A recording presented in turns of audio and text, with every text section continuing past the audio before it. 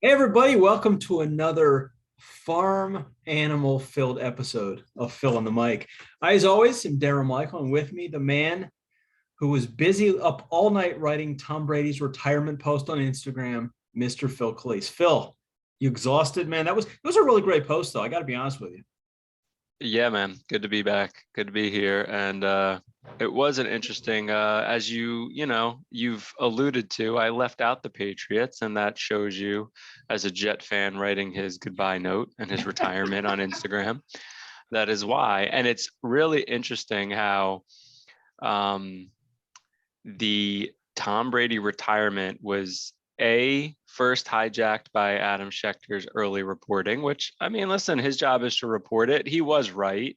And then Brady wanted it in the exact time frame he did. So fair Yep, enough to yep, Brady to kind of pump the brakes on it and wants to deliver it in his time. yep. But now it's almost been hijacked by the he didn't thank the Patriots narrative. And it's like, I mean, we're doing this in real time. Like this all just came out today, Yeah, but it's yeah. just funny how so it was Schechter stealing the thunder, and now everybody's crying in New England and the Patriot world about how he didn't thank them enough, and he only thanked the Bucks and all the rest of it. So I just think it's so funny. How about we just say the greatest quarterback of all time retired, and we celebrate that, and we don't worry about how many people he thanked. I mean, that just seems a little crazy. You know, listen. As Jets fans, it's always tough to talk about Tom Brady. But I got to be honest with you, though, in the past couple of years after he left the Patriots, I did a complete 180. And I actually became a big fan of his.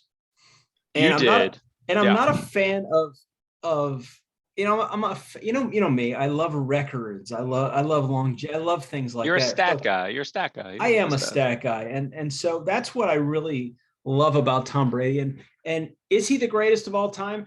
I'm going to have to say yeah, 100%. He's the greatest quarterback of all time. But it's interesting when you think back to the beginning, right? He was what, a sixth round pick. He was drafted. I think it was like 198. He was drafted I got overall. 191 in my head, but it could be 198. Whatever the case is, right? I Yeah, mean, 100. 190 something. I mean, basically, the NFL, if you think about it, that year took 190 players before drafting the guy that would end up being arguably the greatest NFL player of all time. I think that's astonishing. But if you weren't blown away by his 5.2840 or his 24-inch vertical jump,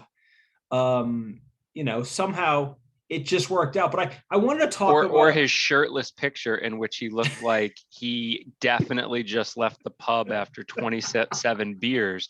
So there is missing on people, yeah, and there is the inexact science that is drafting every year. And then there's those credentials, and you yeah, could yeah. understand why people weren't, frothing at the mouth to draft Mr. Tom Brady. I mean, to say, In fairness to the drafting community in the oh, scouting world, listen, definitely. And you know. you see some of these guys, right? And they are just chiseled and ripped like you wouldn't believe. And then you see Tom Brady, and you're like, oh yeah, I have a dad body too. What do you know? Yeah, I mean, listen. But let's be honest, man. The guy played 22 seasons. Okay, I just want to talk to you about his records. Okay, these are just the ones that he's number one all time. Okay, Mm-hmm. touchdown passes 624, yards 84,520, wins 243, playoff wins 35, Super Bowl appearances 10, Super Bowl wins 7, Super Bowl MVPs 5, playoff leader in touchdowns, yards, completions. Okay, that's 15 all-time records. Not to, or is that 10? No, it's 10. Plus the fact that he's number one with 15 Pro Bowls. He's a three-time or possibly four-time NFL MVP. And as you brought to my attention, in 22 seasons, he only had 3 years that he won less than 11 games. I Yeah, mean, that's incredible. He's had and one. He's never had a losing season. crazy, He's only crazy. even approached a mediocre season, if you want to call it that, once when he went 9-7, and then he That's it. basically goes 11-5 in his bad year. Yeah, yeah, Um, yeah. but It's I crazy. think possibly the cherry on top of everything you just read off is the fact that in his 44-year-old season, in his 22nd season in the NFL at 44 years old, he threw for the most yards he had ever thrown Yeah, well, with an in a extra game that season. helped. That helped. But no, that extra game didn't make a difference. Oh, He had it beat anyway. I'm but just saying let's that's but you're supposed to be going backwards by your 44 years. You know, You're not. he supposed to he be on your arguably couch. had his Yeah. best year, maybe except for the year they went undefeated in the regular season when he had eye-popping numbers. You probably would put that year and this past year together or up against each other, and they're his best 2 years. That's crazy. There's no doubt. There's no doubt. But you know, I think it's kind of neat when you look at the amount of money that quarterbacks get paid nowadays. You know, when he signed with the Buccaneers, he signed a 2-year, $50 million contract, which, I mean, $25 million is a lot of money. But for a starting NFL quarterback, it's really not. But here's what Tampa got in 2 years, spending $50 million with Tom Brady, okay? They got a Super Bowl win. They got 12 regular season wins. They got 9,940 yards passing with 83 touchdown passes in 2 years, okay? I'd have to say that's money well spent. Yeah, they did well for themselves. You know, it's pretty impressive. So I wanted to ask you this question about Tom Brady. Of everything that he's accomplished and everything that he is, what do you think is the most impressive thing about him?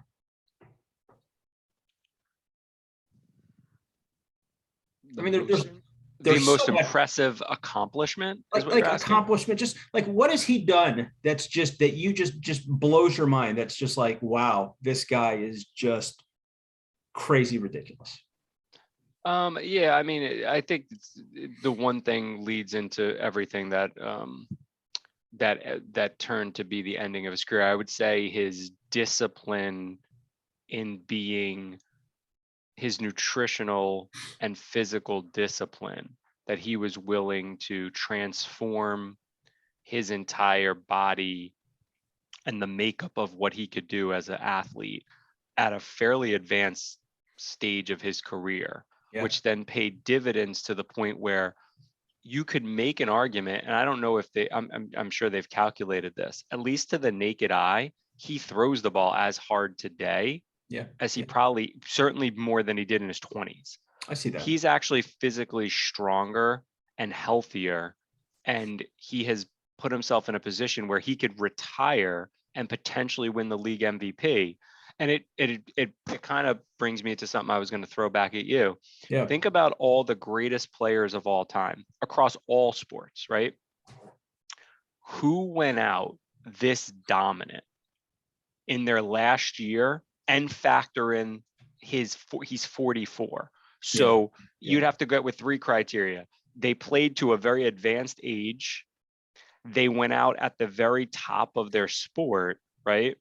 And they went out clearly where they could come back next year with no problem and still be really good. Like, I mean, they went out at the top of their sport, not winning it all, because it's a team sport. You can't control that. But like, I don't know anybody. When you think of the greatest people, like let's name some, Michael Jordan.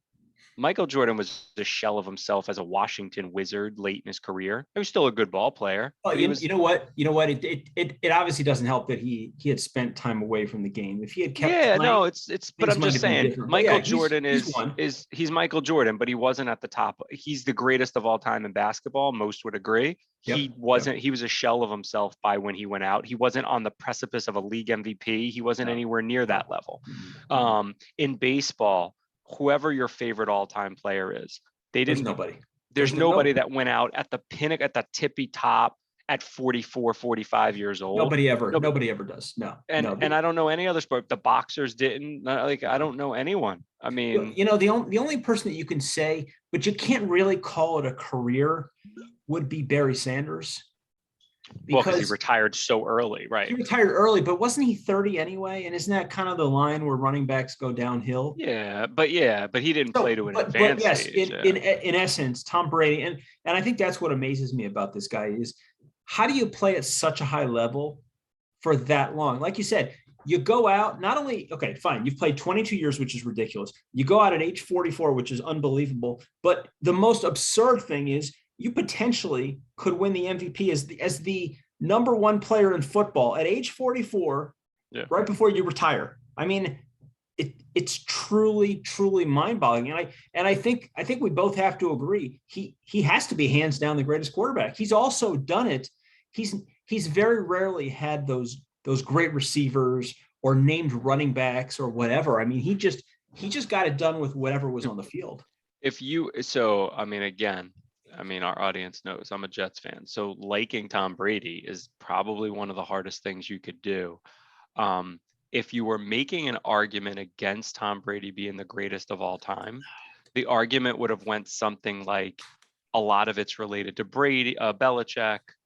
A lot of it is Patriot success early in his career that he rode the coattails of. And then while he went on to be a great player, he amassed a bunch of championships on the backs of their defense and being more of a game manager, yada, yada, yada. Yep. Even if you wanted to go down that road, it all blew up when he went to Tampa and then won another ring. So like, even if you wanted to go down that road, now that argument's over. So there is no argument. You just have to just say he's the greatest of all time, and that's it. I don't know how you would be able to argue it any other way. End of story. Yeah. I actually have I want to have a little fun with this. But I got 5 questions for you, Tom Brady related. Is this a quiz? 5 trivia questions. Let's see how you do. All right. We know that Tom Brady played in, I think it was 318 career games. I think the all-time leader, played in 360. Who was it? Morton Anderson. Morton Anderson is correct. Very impressive. Very impressive. Thank you. So Brady has 84,520 yards passing in the regular season. Who rounds out the top 5? Who rounds out the top 5? Who are the other 4 in the top 5? Drew Brees, obviously. Peyton Manning. Yep. The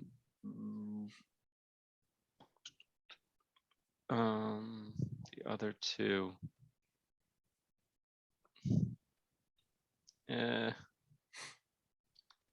I don't. Brett Favre. Brett Favre is number 4. Who's number 5? Who sneaks in? Is it a Marino? Nope. No, Marino's way back. He's been passed over. I know. I didn't want to go into that decade because they didn't throw as much, but I picked the only guy I thought that threw a ton. Yeah. Is it Favre? I said Favre. Said Favre. Yeah, Favre is 4th. Who's 5th? Who's 5th? Oh, so it's not in that era. So then that eliminates the only other guy I was going to guess. So is it Rivers? Rivers is number 6. It's amazing. It's all these guys from today. Yeah. Number 5. It's not Roethlisberger. He will be entering the Hall of Fame with Tom Brady. 5th. Ben Roethlisberger. Yeah. Geez, it's just this era of just throwing the ball. Oh, it's absurd. It's absurd. Because my other guess with Marino was going to be Elway. Yeah, but Elway. You just got to eliminate these guys. Way back. I know, because you just have to listen. In 10 years, all we're going to go is the list after those 5. And some of them will be caught, but the list will be Mahomes. It'll be Rodgers. Where's Rodgers is up there? Mahomes. We'll see. Think about it. Brady. You got to play a long time to catch up to Tom Brady. Oh, you're not catching Brady per se. Although nobody thought. Listen, they all caught each other, right? Manning said it, then Breeze broke it, then Brady broke that. Yeah, they just keep breaking at each other. So this might be a while, and his numbers are so ridiculous. It might be, it could be up like Jerry Rice. Jerry Rice's touchdown numbers. It's just nobody's going to do that. So, well, good job there. You got 4 out of 5 there. This is the toughest one, and if you get this one, you are a Tom Brady expert. And I'm not a Tom Brady guy. I know. Well, you asked me the Morton. Those were ones. Who? Okay, this is by far the toughest one. All right. Which player had the most sacks on Tom Brady? Jeez. There's not a chance you're going to get this. I could give you 100 guesses and you won't guess it. I'm going to take an educated guess that it comes from the AFC East. If it does not come from the AFC East, then I have no chance. So. I would think so. That narrows it down. Right. Well, your deductibility skills are outstanding.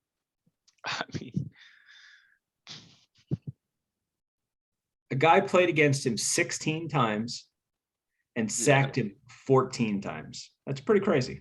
Pretty good. It won't be a Jet because we're trash. God, no. God. I don't know if there's any Jets that have 14 sacks. Oh, I got it. Oh no, you're saying I will never get this. I don't You're think so. saying Jason Taylor. No. But the funny thing is, that was a good guess. Hell of a guess. He had 12 and a half. Well, so he was actually really a good pass rusher, and he played in the same era. I felt like I had it when, like, okay, it's not him. Yeah. Honestly, I've heard of this guy. Oh, is it it's the Bills guy? What's his name? Oh my gosh. Not Gilbert something, not Gilbert. No. I forget his name. His name is Aaron Schobel. No. He's the guy that can tell his grandkids one day when they say, okay, I got nothing on you. You were just a player. Big deal. What's to do? And he said, well, I sacked the greatest quarterback in the history of football more times than anybody else. 14 times I put him on his ass. All right. That's pretty impressive. Good. That's pretty impressive. Anybody that knows that is, I mean, you're a buff. And by the way, I saw something really funny earlier today. Did you see Jalen Ramsey put out on Instagram where he put out a tweet saying, damn, Brady retired. That means he threw his last touchdown on me. That was the Mike Evans touchdown over Jalen Ramsey. Like, I love it. Last ever touchdown thrown over the top of me. So I love it. Well, that's good. Yeah. He'll be forever remembered in a trivia question. That's great. All right. Question number 4. Who caught the most touchdown passes from Tom Brady? The obvious one is Gronkowski. I'm just trying to think if it's is it Edelman or Gronkowski? I'll go Gronkowski. Gronkowski had 90. He was number 1. 90 touchdown passes. Okay. Edelman was second, right? Edelman was second, I think, with like 40. So it was huge. Yeah, it was a huge difference. Yeah, huge difference. I thought it'd be closer than that. So, we've talked about how Tom Brady didn't really have much firepower with him, right? Mm-hmm. But I want you to know, in his 22 seasons, he did have a guy rush for 1,000 yards 5 times. And each time it was somebody different. Can you name any of these 5 guys that rushed for 1,000 yards? Jeez. These are the who's of who is that? That's what I call them. The who's of who's that? The Patriot, all I know is from a fantasy football perspective, you never wanted to draft Patriot running backs because they'd use 5 a year and they'd all have like 400 yards.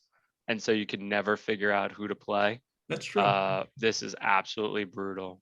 Like, I'm even just drawing a blank on just names of running backs on the Patriots. For whatever reason, I can't even think of the guy who's the current running back from Alabama. All right. I'll tell you what. I'll start giving you maybe something will come to your head. 2001, Antoine Smith rushed for 1,157 yards. No shot. That's the former Buffalo Bill. 2004, the former Stephen Ridley. That is one. The former Cincinnati Bengal Corey Dillon rushed for 1,637 yards. He was really good. Okay. In 2010, this guy, he set a record for most names by a running back. He sounds like a law firm. Oh, the law firm. Oh, yeah, of Bing. The law firm of I remember them making that joke. I think they made the joke, right? The law firm of Ben Jarvis, Green Ellis. Ben Jarvis, Green Ellis. Yeah, I did not know he got 1,000 yards. Yeah, he had 1,008. So an impressive season of rushing for 65 yards a game. Very impressive. And then in 2012, you said it, Stephen Ridley, 1,263. And then in 2016, with 1,161 was... Dude, no idea. Don't call me Garrett. LeGarrette Blount. LeGarrette Blount. That's right. It's so amazing. He got 1,000 yards. So it's literally the who's of who are you running backs. Yeah. But hey, when you got guys like that, I mean, what do you need stud players for? What do you need Barry Sanders for when you got LeGarrette Blount? Just putting it out there, They had to fit under the Patriots' cheap cap room space when they always were cheap with everyone. So what is your best memory of Tom Brady? Like, Now you're what's just getting overboard to a Jet fan to make me do this. I mean, now you're just being silly. I'll give him his props, why don't but I'm not gonna why don't I tell you? Because I I'm was not gonna thinking, romanticize about his. well, since I'm in Atlanta, my favorite memory of him was Super Bowl 15 when they were down, Super Bowl 51 when they were down 28-9 in the fourth quarter. The Falcons still have not recovered from that game. You know, how many years later? Yeah, that's fair. 6 years later. That's fair. And then the last question I want to ask you is, who's Tampa Bay's quarterback next year? Did you hear the rumor that the Jets are going to trade Mike White to Tampa? Mike White. What? I mean, I don't know. No, I mean, I guess Tampa would fit the description of a team who should be drafting a quarterback in the first round. So, I mean, whoever they Well, end up liking. They drafted a quarterback in the first round last year, or was that the second round? Who? Maybe it was I can't remember if Trask was a first round or second round pick. Oh God, Kyle Trask. Oof. Hey. You know what? That's what people were saying. If the Bucs name Kyle Trask their starting quarterback next year, they'll have done something that would have been almost impossible. They'll have replaced Tom Brady with a slower runner. You're right. Is that even possible? I don't know. They would have replaced him with a slower runner. That is pretty amazing. So if they have Kyle Trask, then you would think that maybe they bring in a veteran like a Teddy Bridgewater or something like that to compete.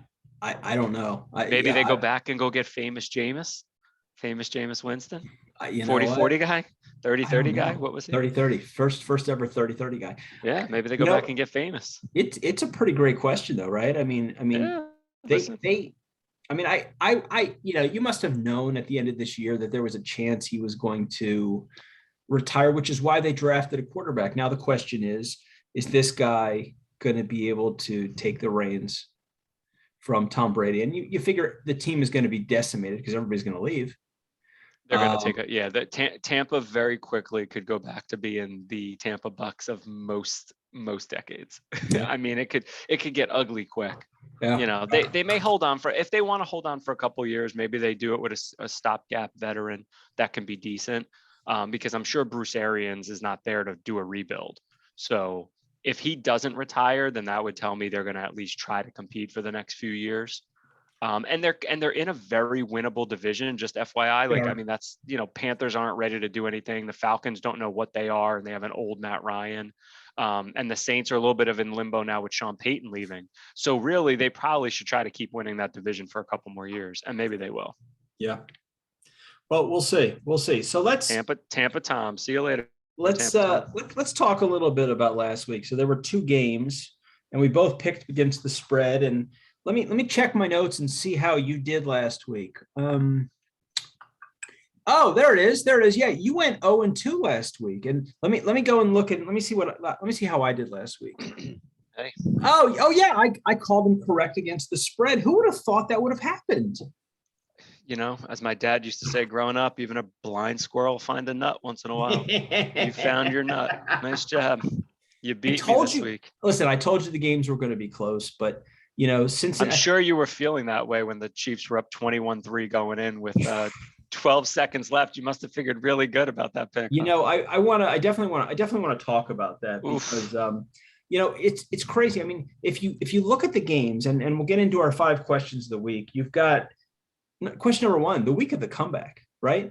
KC is up 21-10 at the half. They lose. 49ers are up 17-7 at the end of the third quarter, and they lose. How does this happen that teams can be playing so well and then just completely fall apart? Yeah, very different games, but I would really go back to the Chiefs have to score at the end of the half. I mean, they have to at least kick a field goal, obviously. If they just don't get greedy, they're at minimum kicking a field goal. So they should be up 24-10 at half. Now, I've very rarely seen a game where the better team, quote unquote, the home team and the more experienced team cruise to such a comfortable lead where they look unstoppable and then never score again in any meaningful way. never have a significant drive again. I mean, they really were just completely stopped in the second half. And then in overtime, he throws the interception, which was his second interception. But very rarely do you see the better team, the home team, the more experienced team wilt to the young, inexperienced team like they did. And they wilted. Mahomes wilted. He had a horrible game. That's rare. The Niner-Rams game, I think, was a little different because that's a third time playing each other. It's a division rival. It was physical as all hell. They were whipping each other all game. It was 17-7, but like they were beating each other up. You never really felt like anybody was getting blown out of that game. It just kind of evolved into a one-score game. But interesting games, very different games. But comebacks nonetheless. You got 6 great games between last weekend and this past weekend. I mean, you couldn't have got 6 better games. It's got to be one of the best playoffs of all time, if not the best playoff of all time. No doubt. There's no doubt about it. No doubt about it. And that leads me right to question number 2. And that is, after allowing 21 points in the first half, the Bengals, basically, they completely shut down this juggernaut that we call the Chiefs offense. And the Chiefs needed to kick a field goal with no time left on the clock just to send this thing to overtime. So my question is this Bengals team is their defense really that good? I mean, it's I don't know, there's nothing that you just love about the Bengals defense. There's nothing that you hate about it. It's a scrappy defense. I can't remember his name. I think his name is Hendrickson, the edge rusher, who started wreaking havoc in the second half of that game. He really played well. But they don't jump off the paper at you. The way they got whipped in the first half made you think they were garbage. I mean, honestly, the Chiefs scored 3 straight touchdowns. They looked like they were going to score 50 points in the game. I think, and I hate to do this, I really do. I don't know if you have a future question coming up. I love Burrow, and I like the Bengals. There's nothing not to like about the Bengals. When a bad franchise finally hits and has a big year, I feel like unless you're in that division or if you're a Cleveland Brown fan, other than that, there's no reason not to root for Cincinnati. Oh, I agree. So I hate to do this, but I felt like that was a lot more about the Chiefs blowing a game and imploding than it was about the Bengals. And I only say that because the Bengals didn't really do anything that special. Mahomes makes a catastrophe of an interception on the tip that makes them only have to go 10 or 15 yards. He stopped running with the football. He was trying to be way too cute. Against the Bills, he was picking up 10, 15 yards anytime they would leave the field open. This time he was trying to just keep waiting and waiting and waiting to throw. Sure. He just got too cute. I just think the way they dominated the first half so easily, he just didn't even fathom it not working itself out in the second half. And as the game started going and the game started slipping away from them, they had no answer. It felt a little like the Super Bowl last year where they couldn't protect Mahomes, and knowing they had all those offensive linemen out, they just didn't cater the game plan to something different. As the game was slipping away, they didn't do anything different. No, not at all. So a little bit of a hit on Andy Reid, a big hit on Mahomes. I was disappointed in them. Happy for the Bengals, disappointed for that game though in him. Yeah. So I don't know. It was unbelievable. And like you said, I mean, we were all at 21-3, we were all turning the game off, thinking this thing is just a blowout. It's just or even at 21-10, if they put the touchdown on the board to end the half, it's back to being over. 18 and they got the ball coming out, it's over. Even 24-10, it's daunting. I mean, it's not easy to make that comeback. They gave them a ton of life by throwing that pass when he should have never thrown it and getting no points at the end of the half. They gave the Bengals life that I don't think the Bengals had.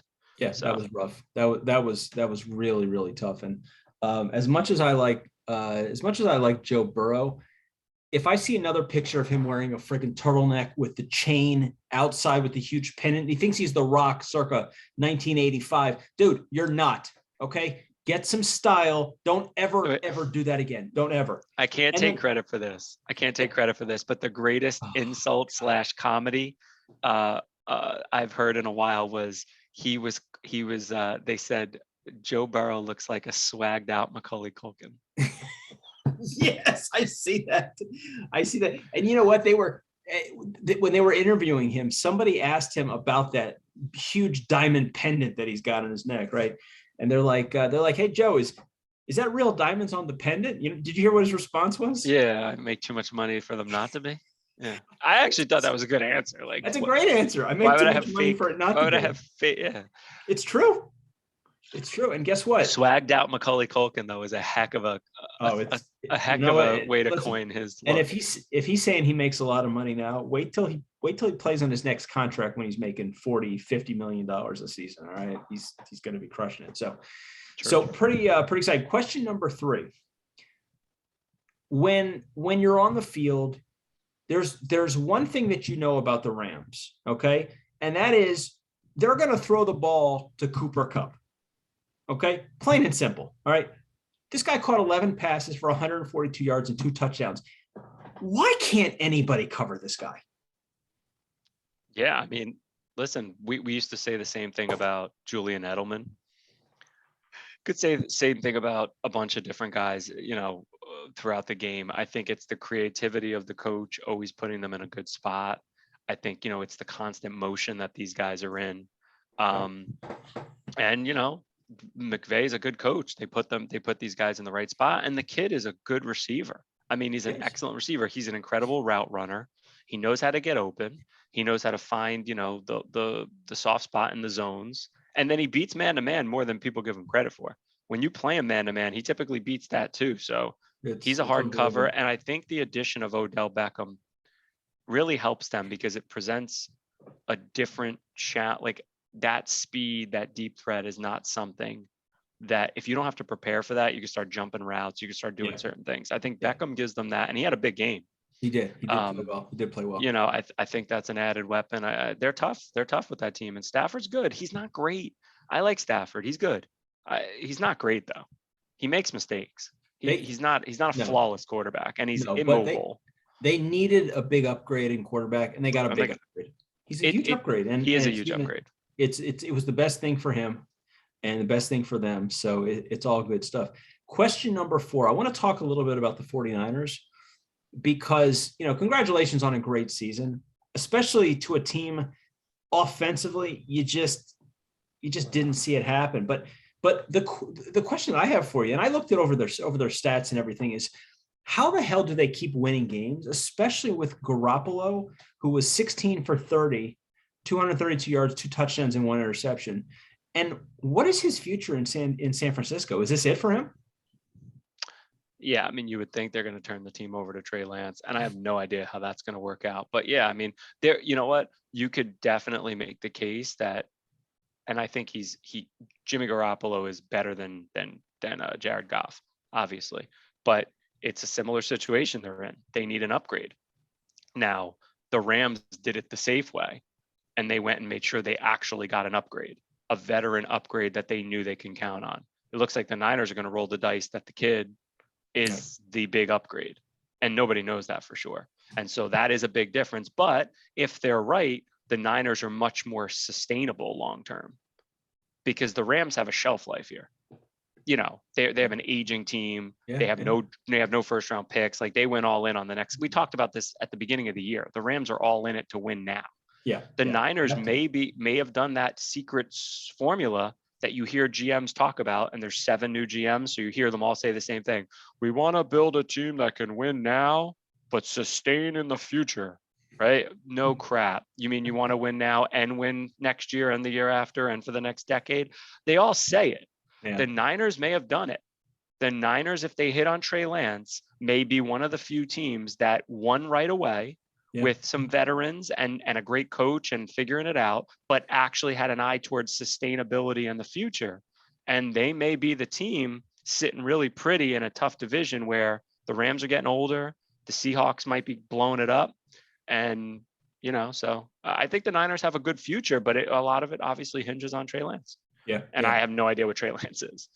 Listen, none of us do. And that's what happens when you take a guy that barely played in college and now is barely played in the NFL. We have no idea what to expect out of this guy. No idea. But I never thought Josh Allen would be that good, and he's a stud. So I have no idea. How does a guy that doesn't even play in the biggest conferences, how does he come out from throwing 50% completions to being a perennial MVP? I mean, it's unbelievable. It's unbelievable. Yeah. Question number 5. The LA Rams had 0 sacks against the very mobile Jimmy Garoppolo. Does this worry you going into the Super Bowl? And are the Bengals kind of like licking their lips, like, hey, you know what, this is really going to help us because they're just not getting it done? Or did they take, maybe they learned something from that game? Are the Bengals LL Cool J with the lip licking? Yeah, they Is that could what? be. It's Um, ladies love Cool J. ladies love Cool James. Yeah. Listen, the it's hard to say. The Bengals don't have a very good offensive line. No, they It's don't. certainly a weakness. I mean, this is only 2 weeks removed from Burrow being sacked 9 times by the Titans. The Chiefs didn't do a great job getting to him. I mean, I thought they played pretty well and they blocked well enough for him when they had to, and he actually used his legs a little bit. It's going to be interesting. You'd like to think in the biggest game of the year, the stars show up to play, and you'd Yep. like to think Aaron Donald's going to be a problem and Von Miller's going to be a problem. Yep. I think, and we'll talk about this next week when we preview the game. I think the biggest matchup of the game is going to be, can Jalen Ramsey cover Jamar Chase? If Yeah, Jalen Ramsey can that's cover true. Jamar Chase without a ton of help, they're going to be tough to deal with. Yeah. If they need to put help because he can't cover him, then I think everything opens up for the Bengals. So I think that'll be an interesting thing to think about. So we'll see. And can I throw number 6 at you? Sure, if you I'll want add to, one of to the course. list in real Yeah, of time. course. Of course. How do you feel if you're I feel living good. in St. Louis Yeah. and you're a Rams fan and then they picked up and moved to LA 4 years ago? Are you just still the biggest fan in the world because you can follow them because we have cable TV and you follow them out there? B, did you become a Kansas City Chief fan and now you're pissed off that they just lost? C, do you hate everything about LA and its crime and infestation and you become even more annoyed with that team? How do you feel about the move? It's What do you think the pulse of St. Louis is? That's a great question. That's a great question. Um, I think that it's pretty much 4 years later, it's pretty much an I don't care anymore, because I think that St. Louis, I don't think that St. Louis was ever really a football town. I think they've always been a baseball town. And so with the Cardinals consistently being a good team, I think that's where their focus is. And honestly, I don't know if anybody really cares. But I do wonder when St. Louis is going to get a football team back, because I do think it is probably a good city to have a football team. I just 4 years later, I think that the bitterness is gone. I think people have forgotten about it because they're all about the Cardinals. That's kind of what I see. Got it. But Well, I have a source that told me, a source being someone who's from there, who now lives in the Northeast, who said that a good percentage of the fan base became Chiefs fans. no kidding. Well, Interesting. because there was 2 teams in the state, and the Chiefs were just becoming very good, and Mahomes was Yeah, all the rage 4 years ago. So it yeah, was like a yeah. good time if you were going to jump ship, and so a lot of them actually became Chief fans, You is know, and what it I helps. was told. It helps because you're also jumping conferences, so that helps. Jump in conferences, you get a fresh start, and they were Yeah. emerging as a dangerous young team that looked like they were, and they are. I mean, they've been to, you know, 3 AFC title games in a row, won a ring now. So I could see how they took over that state now. Yeah, I can see that. And I can I could definitely see see that. 90% of the St. Louis area being Joe Burrow fans next week after. Yeah, yeah, I could see that. yeah. I would think, I would think there's a part of you that does not want to see LA have a parade for a team that should be in St. Louis. Like, I would think you wouldn't want to see that.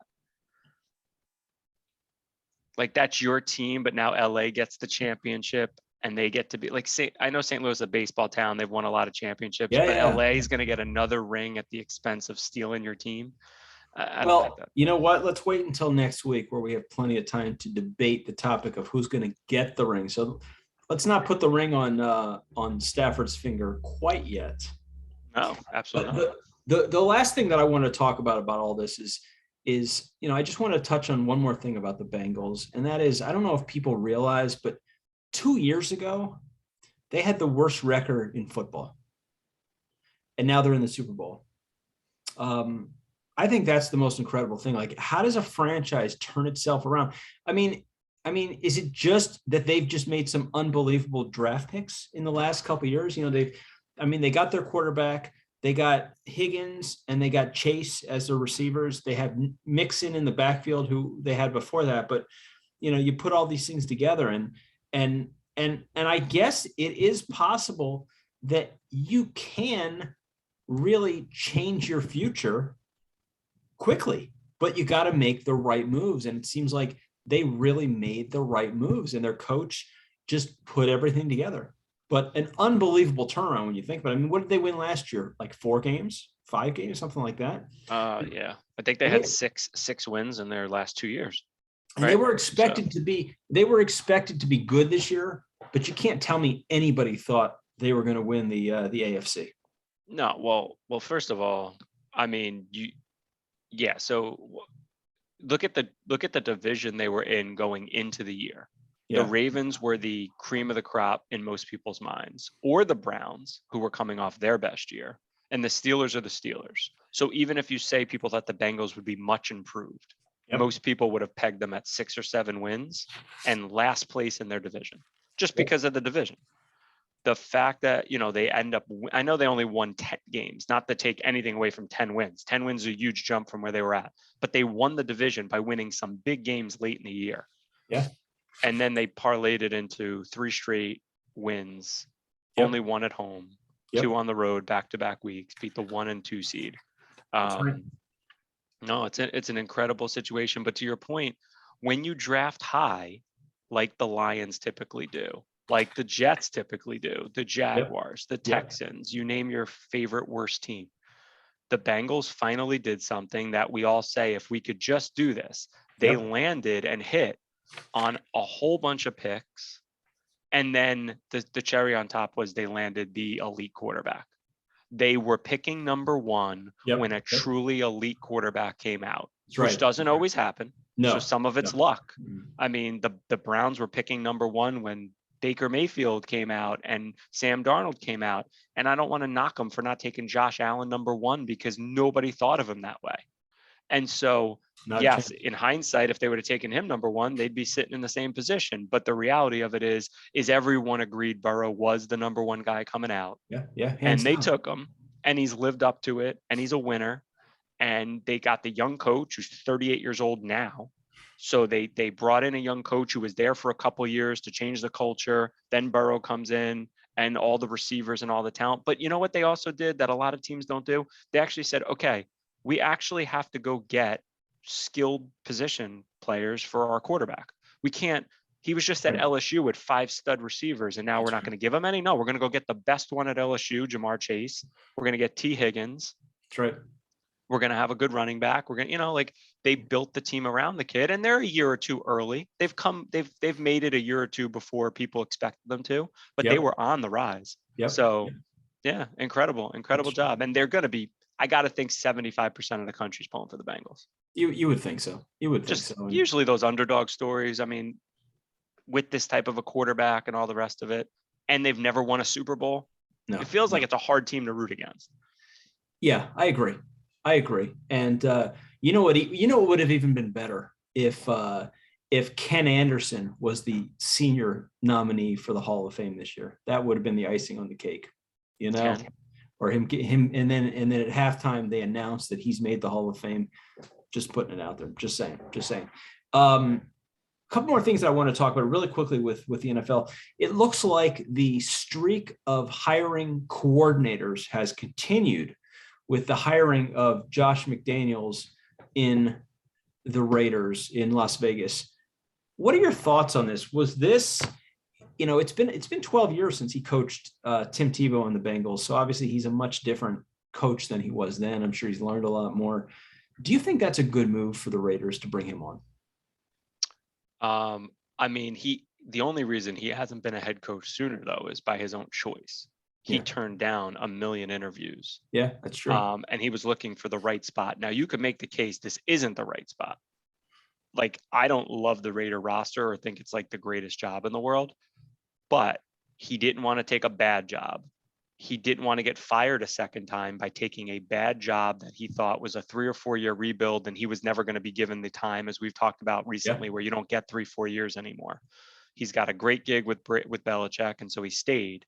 I think it's a home run hire for the Raiders. Yeah, yeah. I just don't know if it's the right roster to really win with. And you're going into Mahomes' division.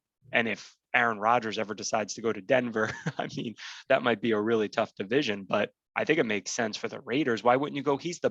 You called him a coordinator, but he'd be like the best coordinator who also was a head coach, even if it was a long time ago. Oh, yeah. I mean, if you could get that guy, yeah, I think it's a home run. I think it's interesting that with Sean Payton dropping out and Jim Harbaugh now rumors flying, that more teams didn't try to push for either one of those guys. That they just kind of, now the Vikings may swoop in and get Harbaugh, it looks like, or at least there's conversation around that. So I think you need an experience. Living on this coordinator world, like 1 out of 20 make it. Yeah, yeah, Like, I know. they most don't work out. So I don't know why the right. infatuation with it. But you know what? You're right. I mean, when you look at the teams that hired new coaches, they're pretty much all bad teams. So he did go to a playoff team. So the team is a decent team. This is not a rebuild. They just happened to get rid of their coach. And, as far as the interim coach, who did a hell of a job, I guess they just saw the fact that they could get McDaniels and they didn't want to pass up that opportunity. He had an opportunity present itself that's usually better than most, right? Like that's the Saints exactly fit into that world too now. Payton decided to retire. That's a pretty good job in terms of on paper. Those are the two best jobs in terms of where the teams are at today. So I agree with you. Yeah. That's right. Right. So it worked out well. And then the other thing that popped up this week was that Sean Payton, after 16 seasons with the Saints, retired. Did you hear why he left? I didn't really hear anything more than that. I think, yeah, he looked to his left. He saw Jameis Winston. Then he looked further. He saw Trevor Siemian. Then he looked further. He saw Taysom Hill. And then he kept looking and he saw Ian Book. And he goes, okay, I'm done. And he used that famous line, "I'm too old for this." Bleep.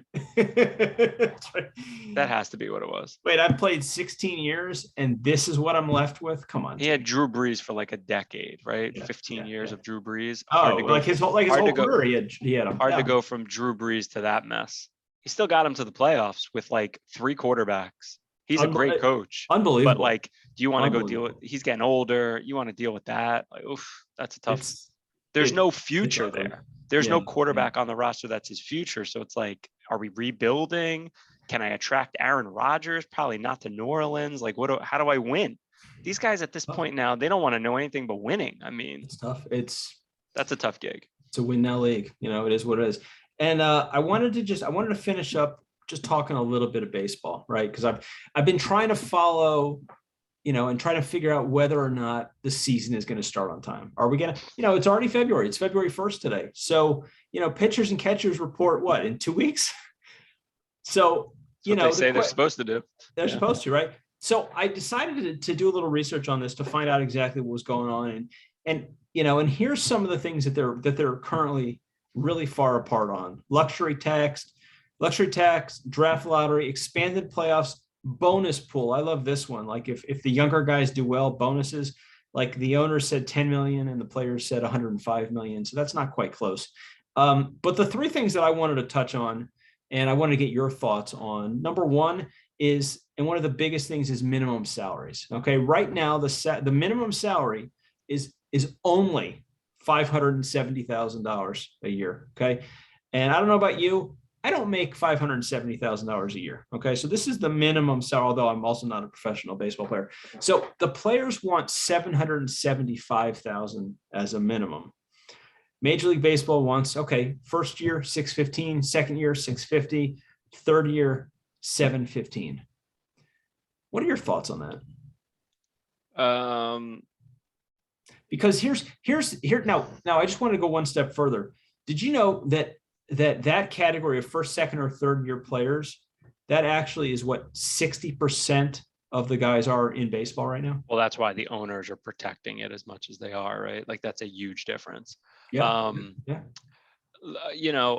My general theory or my general thought on this topic is, guys, figure this out. Both sides can't have another lockout. No. Like the sport is already the 3rd most popular of the big 4. Like and I don't even know if there really isn't a big four, because I don't think hockey even has enough popularity to be in the top four. Like they're just not really there. So you're a distant third to basketball in the NFL. Yeah. That only gets worse if you guys do this again. Yeah. So, I mean, on that specific topic, I actually think that's probably reasonable in terms of public opinion, right? But it means a lot of money. It's a lot of money because, like you said, 60% of the rosters are comprised of minimum salary guys. So, listen, baseball has a unique problem. They have a competitive problem. Yeah. They just do. Big time. And you know what? The owners aren't right in that regard. It's not a good look for baseball that there's 12 or 13 teams that seemingly have no chance every time the season starts. That's just not a good look. Wait, are you And referring to the yes, Orioles? no, the Orioles clearly are competing for I think championships. every year they have a chance of not finishing in the bottom. Yeah, I mean, when these bottom teams want to spend as little as they do, and they want to try to, like, there's one Tampa team, right? There's one Tampa Rays. They've figured the secret sauce to have a minimum salary, but there's one Tampa. And in fairness, like, or I guess going against even the Pittsburghs of the world, the Orioles of the world, and there's a million of the teams. It's not like they're trying to even pillage the Tampa front office. Yeah. So like, how are you trying to win? It's like, what's the strategy? It's just like some of these teams look like they have no thought that they ever are going to win. And it's like, if 1 out of every 20 years, everything magically comes together and they win 86 games and make a wild card, it's like, that's it. That was it. Yeah, it's like, that's not good enough. Took us 86 years, but we finally did it. No, that's 23 years of being miserable. We won 88 games 1 year, and now we can't sign anybody. Like, it's a bad look. Baseball has such a bad look with that. So no, listen. I'm looking forward to getting through this season so that I can celebrate the 40th anniversary of the last time the Orioles were in the World Series. Well, listen, and I root for the Mets, and the Mets are spending a ton of money, and they haven't won yet either. But I just know that they're giving their fan base a chance. If the players don't perform, if they underperform, if they don't handle New York pressure or this, that, and the other thing, but I have an owner that I at least know is like, guys, it's basically a limitless checkbook. We want to win. He wants to win. It's a better alternative than a team going, we have a $78 million payroll. Sorry, I know the average is 150 and we're half of the average, but like, that's just it's so not fair and fun for the fan bases of those teams. It makes perfect sense. Number 2, arbitration. That's a big one because now it's 3 years of service and you get to go to arbitration, and then you're a free agent. I think it's after 6 years, and they want those numbers changed. I mean, basically, for the first 3 years, you're going to get whatever the team gives you. And then you can go to arbitration, of which you can get some more money. You're not going to make the big time dollars, but then the team controls you for 6 years. So, if you're a guy that if you play 4 years of college baseball and then it takes you 3 years to get to the majors, you're 27 years old before you get to the major, or I'm sorry, 25 years old, or even older. Then 6 years into it, now all of a sudden you're in your 30s. So you get your first real contract when you're in your 30s. I'm not a fan of that, No, you get the manipulation that goes on in baseball, because it is a sport that you really don't know when you're making the majors, right? Like, there's a lot of factors. That's true. Especially if you go play college ball. There's a lot of factors. You're going to come into the league much older, and to have 5-6 years of your career controlled. Yep. It is a unique situation that the other sports don't deal with. Yep. Listen, basketball has it the best, but they also have tiny rosters, so it's hard to compare. But if the owners were to turn around and tell the players, listen, we'll give you everything you want, but there's no guaranteed contracts. Yep. That wouldn't work either to the players. Like, if the owners were like, yeah, we'll pay the big hot shot Mike Trout in his second year out of the league $30 million a year, but we're going to protect against arm injuries for pitchers. We're going to protect against this and that. Like, then all that would go by the wayside. Nobody would want to deal with that. So it's not easy. I mean, it's tricky. I do think they might need some type of floor in the salary cap, though. Yeah. Yeah, they definitely do. They need a floor, like spend. Yeah. It's got to be a lot higher. It's got to give those fan bases a chance. You got to give something. So yeah. No, I agree. And then the third one, and this is the one that I think really bothers me, is the service time manipulation. You see that all the time. They're not bringing guys up till mid-March, so they get that extra year of control of the player. Like, that's a bunch of crap, if you ask me. And the league is saying, okay, well, listen, if you have a top 100 prospect that you bring up early and they finish in the top 3 for rookie of the year or top 5 for MVP Cy Young, then you'll get an extra draft pick.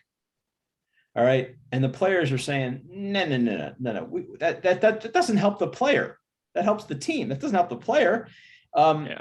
How about if you award a year of service time to anybody that finishes in the top 5 in the rookie of the year, top 3 for top reliever, or on the first or second team all NBA, MLB. I'm sorry, MLB.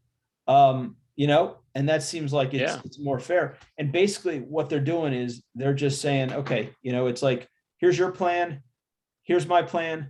We're not even remotely coming together on this because we're both standing really firm. So service time is a huge, huge issue. And I got to tell you, man, I mean, knowing that I'm an Orioles fan and that we have the number 1 minor league prospect, overall number 1 prospect, that we're not going to see on the roster till mid-May annoys me. It annoys me. This is a guy that should be on the team from the beginning of April. Well, especially when you're a franchise that's not winning. That's and right. Your hope lies in, like, I need to be energized by the thought that some of these young guys are good and there's a future. That's right. And when you manipulate the service time 6-8 weeks, and now you're sitting there watching a bad team and knowing there's better players that aren't there, that's right. It's even more annoying. That's exactly right. It's a tough problem. They do need to fix it. And I do think I like that. If you have a rookie who finishes in the top, so you can bring him up anytime you want, Mr. Owner. But if he finishes in the top 5 in pitching or in hitting, MVP or rookie of the year, they regain a year back of their lost service time. Right. I like that something. too. I mean, something. Yeah. Yeah. It doesn't allow. It still allows manipulation on the lesser guys or the guys that don't have the great year that year. Yeah. But at least you're helping some of them. Yeah. And if you can pull your number 1 prospect, Adley Rushman, up from spring training, so he starts right away. You've got the team energized. You got the crowd energized. You got him really motivated. He finishes top 5. Guess what? You played a whole year, so you get a year's worth of service. And look at the year you got. The Orioles, you get it. You get a guy that's going to be really good his first year. I agree. Why not reward him? Him? Because you still got your 3 years and you got your 6 years for free agency. So, geez, reward the guy. So, my point about this whole thing with baseball is that as optimistic as we're being, from my understanding, they are really not close. They are not close at all to making any kind of decision to get this season. And as soon as February 1st comes around, what do we have to look forward to? I mean, obviously Groundhog Day we're looking forward to, but 2 weeks later, pitchers and catchers, man, it's the start of baseball season. It's like Super Bowl ends, football season ends, and let's go right into baseball. Yeah. It's I don't know what's going to happen now. I mean, they are so far apart, and I don't know if they're going to be able to come together in time. I mean, for the season to start on time again, and that's going to piss us all off. I felt confident going into the winter that they wouldn't go down this road because I thought the pandemic brought on the infighting that was premature to this date that was always coming. And I thought they were going to work out some stuff, even in a tough situation. And then the 60-day season, the 60-game season that didn't need to happen. And I know COVID obviously provided additional complications, but they could have played a 100-game season. I mean, they really just messed up that situation as bad as they could. I felt like between the previous lockouts that killed the sport for years and what occurred with the pandemic lockout, I just felt like they were going to be smarter this time around and that they had worked some of this stuff out and like they knew where each other really needed to be and they were going to figure out a way to get there. I'm going to stick to that prediction, but I'm starting to feel more pessimistic than I have. But I'm going to stick to it and think they just both know they can't afford to do this again. And a lot of these big contracts, these big guys that tend to have influence in these negotiations, because a lot of the like Scherzers of the world, and I think there's a few big guys that are involved. I think Trout's got some sway. These guys didn't get paid anywhere near the money they thought they were getting in the pandemic year, right? Where they only got a 60-game pay. Do they want a second year of their big contract to be ruined by this craziness? Like, I think some of the big name guys are going to also be like, hey, I was counting on this $250 million contract. I already lost most of 1 year. I don't want to do it again. Even though they're rich, they still want their money. Yeah. So I feel like there's going to be calmer heads that prevail and they start the season on time, but I don't know. I don't know at this point. You know, I always find this to be a really challenging argument because you've got each team thinking that the other side has more to lose, and neither one wants to give in because they think the other side is going to give in. And so thus neither of them give in. And in the end, the players have to give in if they want to play.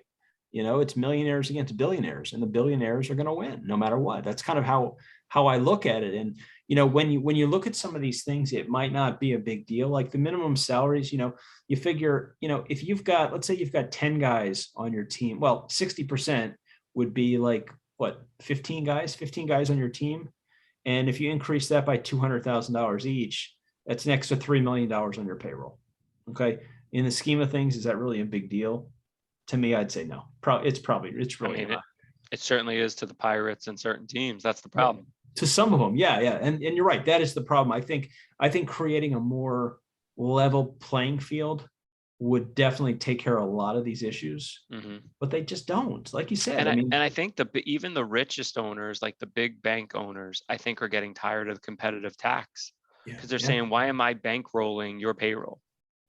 Like, you don't want to win. And I think it was such a disincentive. They thought it would be an incentive or like a disincentive to the big payrolls, but I think it became an incentive to the small market teams to spend even less. Yeah. They're like, oh, like, I just don't think it worked. Again, it's an unintended consequence. I'm sure they thought it through and thought it worked, but there's always an unintended consequence. And that seems to be it. You never see these bottom 10 payroll teams ever change. It's the same teams. No, always. It's the same teams. So, and again, apologies to Tampa for getting lumped in because you're winning. And so you've figured it out. But the other ones, they don't win much. Like, they mostly lose, and they mostly have horrific seasons that alienate their fan base for a long 6 months where they're not even decent. Yeah, that's true. It's like 6 months of watching a team, go 60 and 100 and 2. It's not fun. That's true. No, you're absolutely right. You're absolutely right. So fingers crossed. Fingers crossed. Yeah, let's hope. And I'm sure we'll hear more about that in the coming weeks.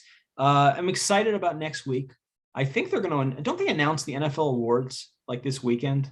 I think they do a big thing next weekend. The Pro Bowl's next weekend. They make it like a lead in where all the awards. Yeah. Right. So what we'll do is we'll talk about the season awards. We'll talk about our predictions for the season, which is pretty funny if you remember back to what we did, and we'll talk a little Super Bowl preview, and we'll have a good time. And I'll tell you, man, I'm excited about the Super Bowl. I did not see at the beginning of the season, I did not see this even remotely being what was going to happen. I didn't think that the Rams getting Stafford was going to enable them to get to the Super Bowl. And as far as Joe Burrow was concerned, I mean, I saw that towards the end of last year. I mean, he was coming into his own, but dude, I had no idea that he was going to be able to lead his team this fast to the Super Bowl and turn that team around. It's a crazy story. And I'm excited to see about it. Have you heard what the early line is on that game? Rams laying 4.5. It's 4.5. Wow, interesting. Yep. Interesting. The way all these playoffs are going. I mean, you gotta go with Cincinnati and the points if you think about it. I mean, with these close games, but. Yeah, I mean, listen, it would wrap the season in a bow, the playoff season in a bow, if we had a historically close, great nail biter Super Bowl. It really would. It'd be anticlimactic if somebody won by 30. I know, right? Damn it, this is not what we were hoping for. Yeah. So, but it should be exciting, and there'll be a lot of a lot of stuff out between now and then. So everybody, thanks for joining us. Really appreciate it. We had a great time again. Episode 21 of season 2. Tell your friends, tell your neighbors, tell the people you like, tell the people you don't like. Let's spread this thing. Let's get some views, get excited, comment, tell us what you think. And we're going to keep doing this. Listen, whether you like it or not, whether you listen or not, we're going to keep doing it anyway, just because it gives Phil and I an excuse to talk about sports for an hour every week. So anyway, guys, have a great weekend. Enjoy, and we'll talk soon. See you guys.